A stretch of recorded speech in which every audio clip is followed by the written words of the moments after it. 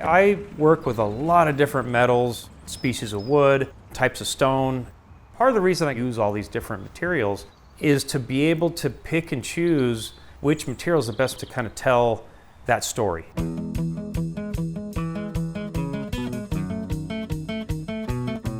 So my name is Parlette. I do sculpture work.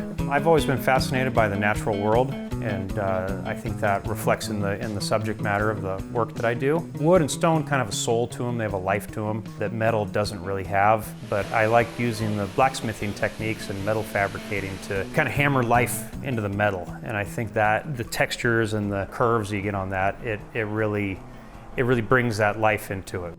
The Santa Ana Zoo approached me about being involved in this project, and they're doing a cool new River's Edge exhibit about the Amazon rainforest, to be able to kind of capture the essence of some of these exotic, weird, cool Amazonian species. It was really a fun opportunity. The arapaima, for example, it's made out of stainless steel and titanium. With heat, I'm able to color it up different colors, and so to kind of have the combination of the stainless steel for the structure of it, and then some of that titanium added in there to kind of add that little addition of color. This is life size, so I think it kind of captures the essence of an arapaima, which is a very iconic, very interesting species of fish. A mata turtle. These turtles have evolved to look like a bunch of leaves down at the bottom of these rivers and lakes and stuff like that.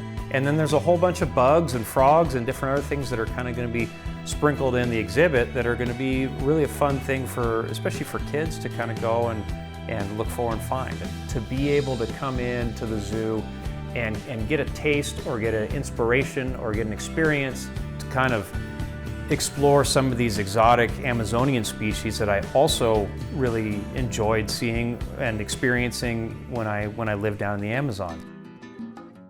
You know, in my early 20s, I was lucky enough to be able to live down there. And I was traveling around down in the Peruvian part of the Amazon and met this amazing couple, Lance and Belinda Peck.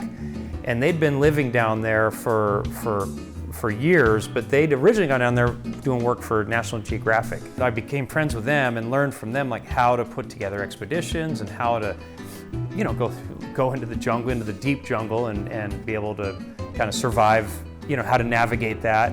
I got interested in exploring the marine life, the aquatic life that was down there. Ended up finding a couple new species of fish but even more importantly along the way, having some great experiences and having some adventures and really getting to experience raw nature and to experience some of these different species and see how they move, how they interact with their environments, like kind of what they do. And I think that is something that really is an important part when for me, creating artwork it's not just creating a representation of something. I want to kind of capture the movement that species had.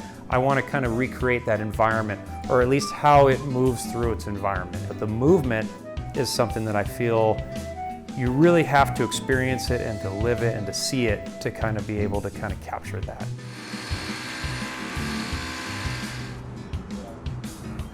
It all draws from just that time spent down tromping through the jungle, seeing cool stuff, getting sick, getting bit by everything, but also, the jungle is kind of the best of times and the worst of times. Not everybody can do it, but I think that to be able to come into the zoo and get a taste or get an inspiration or get an experience of just a little bit of what that's like, and that, especially for kids, those kind of things plant seeds, and I think that the seeds that are planted in the minds of children and people that come through, who knows where that goes. And I think the main thing that's really important is to kind of inspire people to appreciate the wildlife that's out there. Because if you don't know what's out there and you've never seen it, then you don't know what we would potentially be losing if these environments or these species go away.